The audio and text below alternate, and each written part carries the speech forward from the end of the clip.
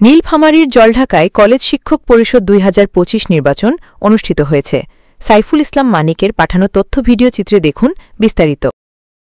নীলফামারীর জলঢাকায় কলেজ শিক্ষক পরিষদ ২০২৫ নির্বাচন অনুষ্ঠিত হয়েছে।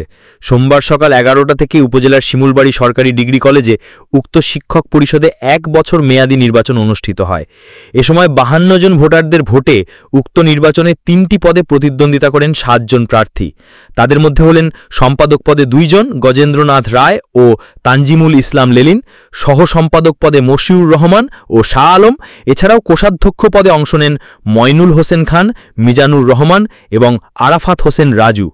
এ সময় ভোটারগণ অত্র কলেজের অধ্যক্ষ প্রফেসর এ.কে.এম. সিদ্দিকুর রহমান বলেন, কলেজটি সরকারি হওয়ার পর এটি প্রথম শিক্ষক পরিষদ নির্বাচন, তাই সকলের সহযোগিতায় নির্বাচনটি সফল করে কলেজের উন্নয়নে কাজ করতে চায় তারা। এই নির্বাচনে সার্বিক তত্ত্বাবধানে দায়িত্ব পালন করেন কলেজের রাষ্ট্রবিজ্ঞান বিষয়ের প্রভাষক জহির উদ্দিন বসুনিয়া।